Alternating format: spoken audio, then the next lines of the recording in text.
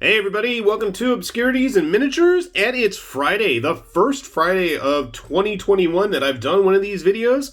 It's time for some obscurities in literature.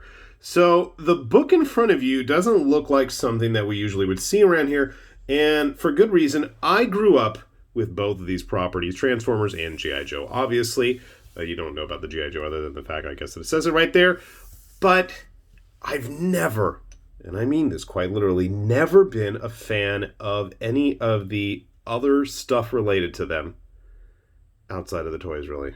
I grew up with the toys, loved it. I'll take that back. I did see both movies, and for many, many years, we would be able to directly quote word for word G.I. Joe the movie. Because after all, a gem of that size answers all my questions. But this book in front of us here, Transformers versus G.I. Joe, drawn by Tom Scioli, who you may remember me talking about when I reviewed American Barbarian. And this book is one of those types of books that kind of straddles that line between genius and insanity. And it depends on which side of that line, I guess, you fall on. But to me, I absolutely loved this book.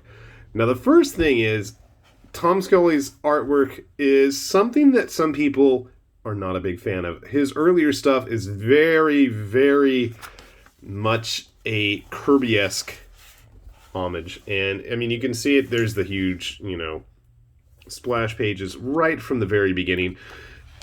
And there's a certain dedicated crudeness, and I think it's an intentional, and to me it's not like it's meant to look ugly or bad.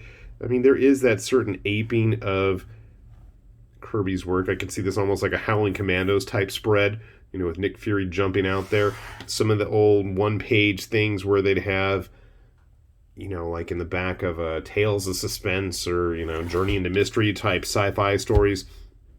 But this book, while it starts off, I don't want to say normaler, it just gets balls to the wall crazy as it goes. And I don't want to spoil anything for you because this book is just wild. And after reading it, one of the things that really struck me about it was, I've heard people complain, Tom Scioli must have been on all kinds of massive drugs and stuff when he took this. Oh, it's too cracked up. It's too out there. And me and my brother were like, no, this is totally like what we would have done when we were little kids. This totally sounds like a bunch of kids playing with toys and just, making up a story as they go. And I love the fact that as everybody is introduced, they have the old file cards. I thought that was an awesome touch.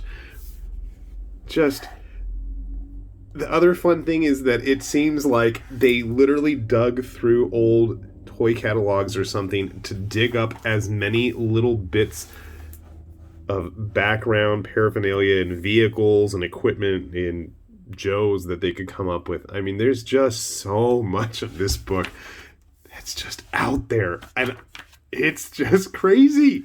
It's crazy. It may involve time travel and all kinds of random things. I'm just gonna start flipping through chunks, and the artwork as we go gets wilder and wilder, and you get into even more Kirby-esque creations as it goes. And then we start playing with the format. That's when it really gets fun, because it ain't no party like a G.I. Joe party. Just the panel work. Ninja Force. Again, I don't want to get too into it because it's just one of those things that you need to read for yourself, especially if you grew up with either of these properties. Prisoners of Triptychon. And as the story goes, it just gets wilder and more deranged.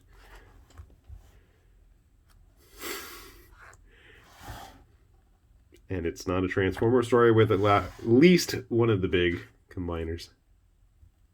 And again, as the story progresses, you continue to see more and more of the little file cards for everybody.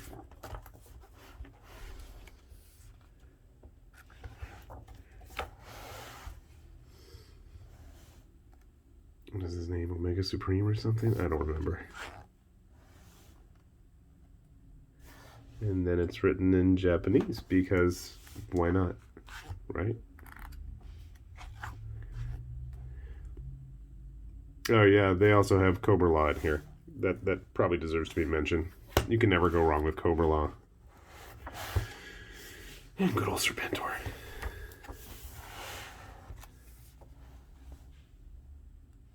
Yep. Like I said, this book, it's out there.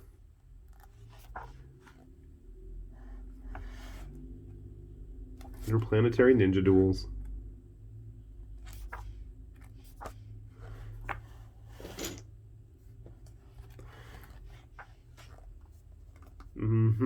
I'm not going to spoil what that is. And the story keeps going. Like I said, it's just craziness.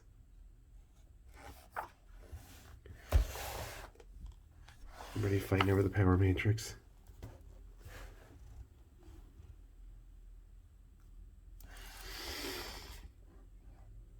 Roblox kids going to school.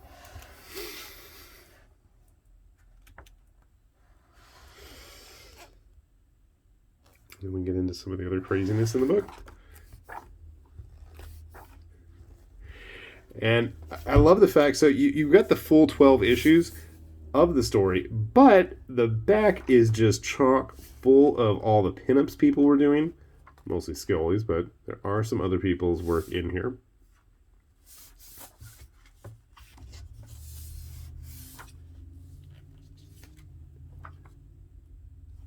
Some of these artists I recognize. You get into some of the original layouts, which are always fun. You get the original 24-hour comic book, which is a real treat. I don't know if you guys have ever seen when they start making those. Those are always fun. But then there's a ton of commentary on how they came up with the whole thing in the back, which I appreciated. I thought that was a very cool touch.